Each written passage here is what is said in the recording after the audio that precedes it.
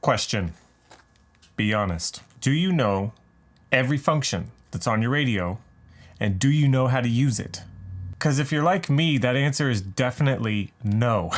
There are a ton of really cool things in these radios, not just the San Juan M17, but the Futabas, the Noble Skies, whatever you got in your hand. It more than likely does a bunch of really cool stuff that can help us at the track. Somebody was brave and took on the challenge of reading the manual to learn how to do something new with their radio that they've had for probably over 5 years. Hey guys, welcome to a new video. In this one, I'm going to show you some stuff that I did at my recent practice day at the track with my nitro car, although this could be applied to any RC vehicle, in order to gain some more information and dial in my practice procedures. All you're going to need is a radio that has the lap timing function, a watch of some kind that you can run some sort of timer, a car, a track, and friends that refuse to go practice with you. You guys know who you are. Hunter King, you were supposed to be there. You promised that you would be there. Your purple shirt, your Chick-fil-A stickers, and they weren't. I'm hurt. Before we get into all that, I do have to give a quick shout out and thank you to today's sponsor, which is the wonderful folks over at Wits Racing. If you guys are getting ready for your next big race, INS series, carpet race, dirt race, it doesn't matter. They have a ton of really cool parts for you guys to get your cars running cooler, rolling faster, looking better, and they have a discount code for all of it. Use discount code RHRC to go grab a cool new cooling fan. A red one, a gold one, a black one, a green one, a blue one. Pick whatever color you like. Discount code RHRC saves you 20%. Apply it at checkout. You'll thank me later. Now let's get back to today's video. As I was stating before, that I am the master of every single function in this radio, except not at all. I did take it upon myself.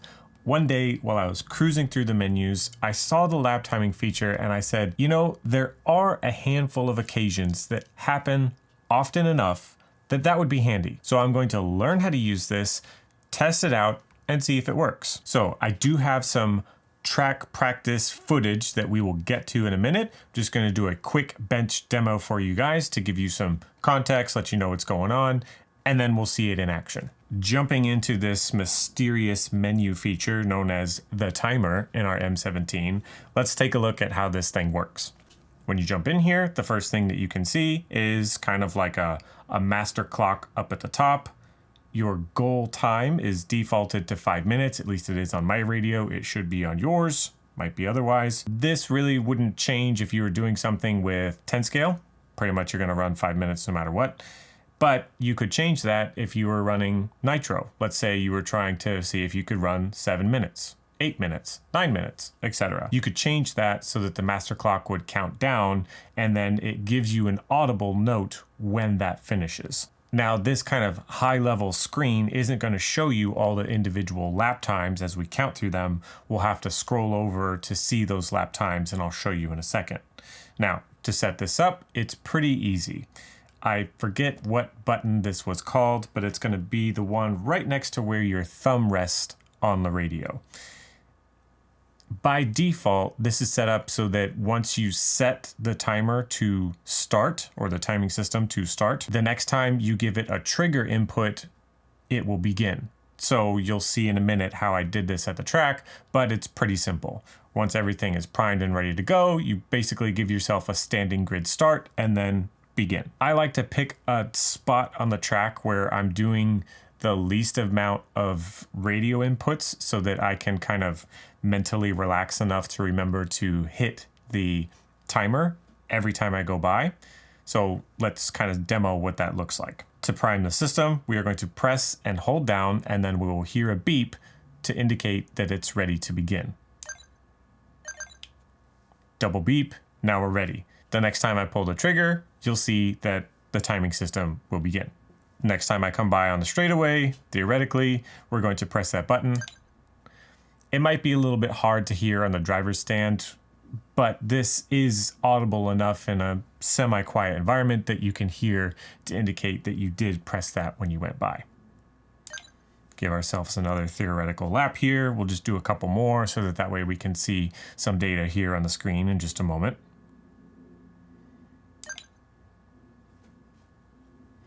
We'll do one more lap. That was my hot lap, 9 seconds. Now, to end this, you're going to press and hold down the same button that you're using to score the laps. Double beep, that indicated that the timing has stopped. So now you can do the trigger inputs, nothing's gonna happen. We have now recorded that timing session. Now let's look at the data.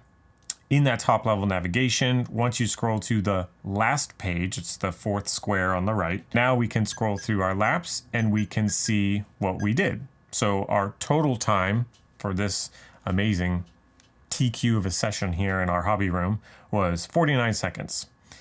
Our best lap was 9 seconds, and then it tells us there it was on lap 3. Average lap was a 12.4. And there's our total data. And that last lap, we must have crashed Neil and Marshall on that one, was a 14.7. So in an actual scenario, which I'll demonstrate in a second, we'll see how this works. But I think that this is incredibly cool and useful to maximize the most of our practice sessions. When might this be usable? If you found yourself at a race day and between rounds 1 and 2, they were going to give a bonus practice session because the race director had to do some sort of computer reset and a couple other things. The only caveat is that his timing and scoring system was going to be down. Well, you wanted to figure out if the tire choice that you were going to go out on was going to be faster or slower than what you did in the previous round. Well, if you used your radio to capture some lap times, now that your timing system at your local track is not working, you could still get that data.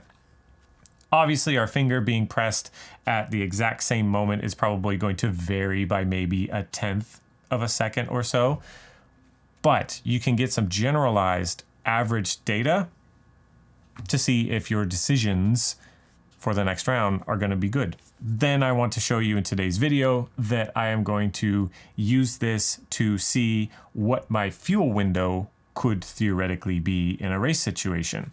And I did it all by myself. So pretty cool. Now that we have mastered the bench demo, let's go to the track and see it in action. I'm out here in the middle of the week at the infamous Lake Park RC Club, and we're doing some laps with our nitro buggy. Had a little bit of a disaster the past couple club races I've done with my nitro buggy, and so we're just digging deep and trying to sort out those bugs so that we can get a better result next time.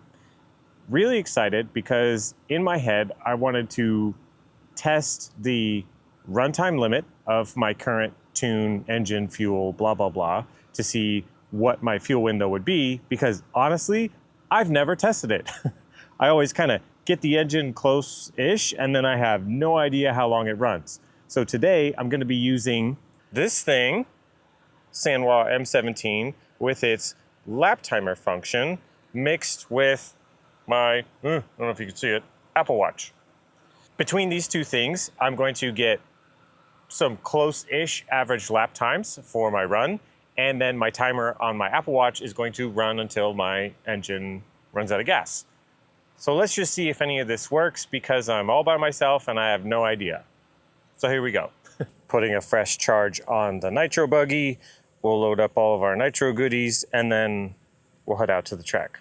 Looking at our tire selection for today, we have the Raw Speed Villains and the Raw Speed Mach 1s. These are in a super soft long wear compound.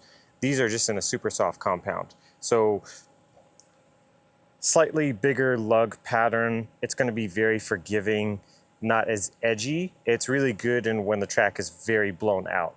Typically the challenge when you run on tracks that have a lot of sharp edges, potholes, lots of stuff going on the surface, grippy areas, not grippy areas.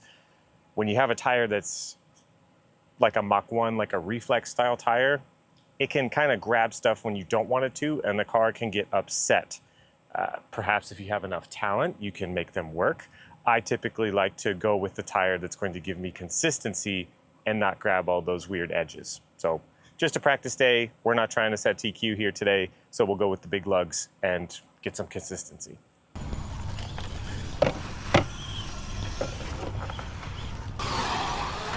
Put some fuel in it.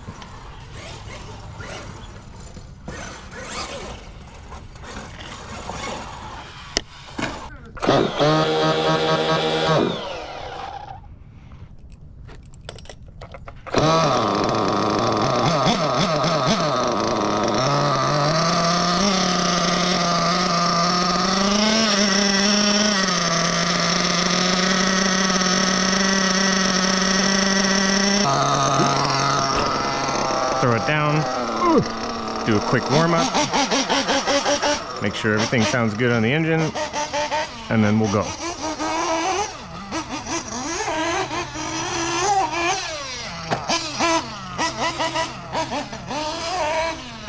Probably made the track a little loose. Oh no, it's fine. You can see the dark spots. I was thinking you could use flipping because it's front load heavy too. So it's really bad. I gotcha.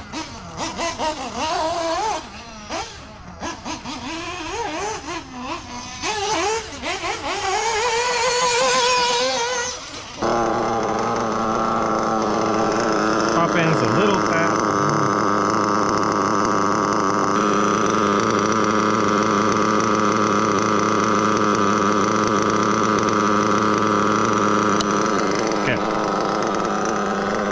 Get this queued up.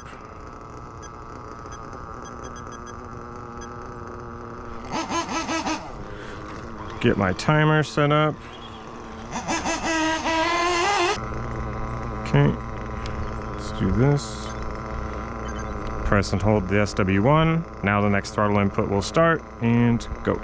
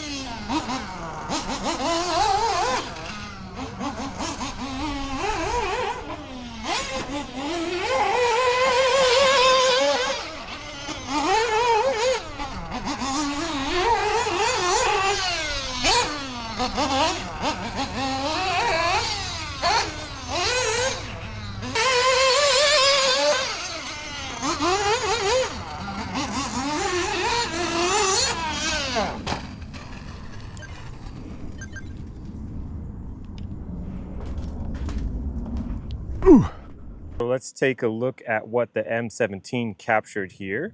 We had a rough total time of 7 minutes and 39 seconds. That's obviously give or take going to be, not perfectly accurate, but it did capture our best lap time, which was a 26.9. The average is going to hurt a little bit in this scenario because we did have to run out and marshal ourselves. So we can scroll down and see what our lap times were. A bunch of 27s, a 28, starting to get rowdy, a 31 second.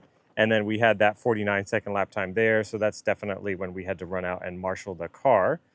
Some more 28s, a couple 27s, and then that was the lap where we ran out of fuel.